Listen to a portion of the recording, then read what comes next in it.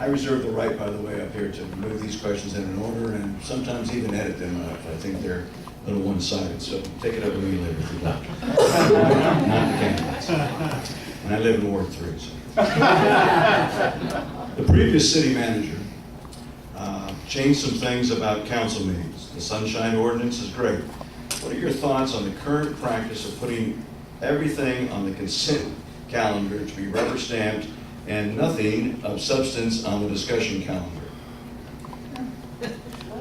I think what's important, the consent calendar ultimately has become a piece of the city council agenda where the vast majority of the agenda items exist there, and the entire council goes around and says pass, pass, pass, pass, that there's no items they wish to be pulled for discussion, and then is voted in totality on those items.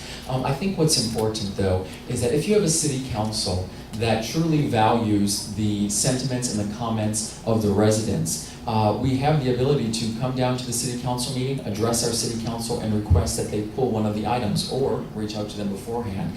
And if you have a city council that understands and respects the value of being able for an individual resident to reach out and say, I would like you to pull this item, and this is the various reasons why, I think that is important. The Sunshine Ordinance is a great thing. It allows for the city council agenda really to be published well over the state standard of what is required, and allows all of us to do our due diligence and research various items before it gets to city council. So I think what is important is that we do look at, has the consent calendar worked in a way that has been effective for city government? And I think what is also important, that when we have a very meaty, a very lengthy consent calendar, but absolutely nothing on the discussion calendar, that is somewhat of a challenge, because you have a city government that is meant to be discussing various issues in the public eye, in open session, instead of having everything on the consent calendar.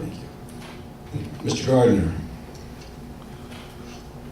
The consent calendar is designed to treat routine, repetitive kinds of actions and things that have been through a council committee, and there's a recommendation for the committee on how to proceed.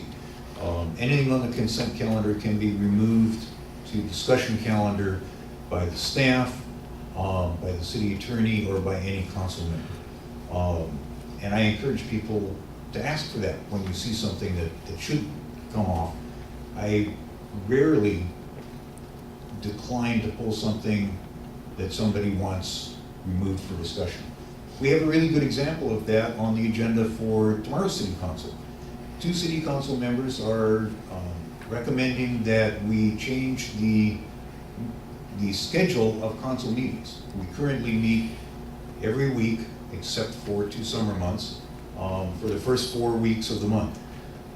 The proposal that is on the consent calendar tomorrow is to go to meeting twice a month and drop meetings on a Tuesday following a Monday that's a holiday. I think it's a bad idea. I think it's something we absolutely have to talk about.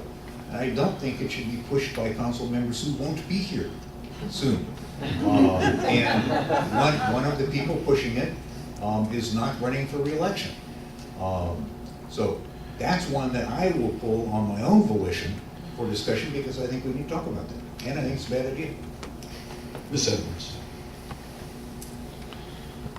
For me, the biggest issue here is about communication. And when I think about the consent calendar, I think about, yes, these agendas are published far in advance, but is the information published and publicized in a way that is accessible for the average resident to understand and to be able to ask questions and know that they should ask for something to be pulled? We have to ask ourselves those questions. We have to ask ourselves what language the agendas is published in. Can everyone read and understand that language to be able to ask questions? And we have so many tools available to us now with social media and beyond to think about how, yes, if the agenda is published and it's on the city website, that's one thing, but how are we actually communicating this information to residents so they know to ask questions? How can we be even better utilizing neighborhood groups like this one to get that information out, to make sure that we're asking the right questions. And that is something that I commit to doing on city council. Thank you.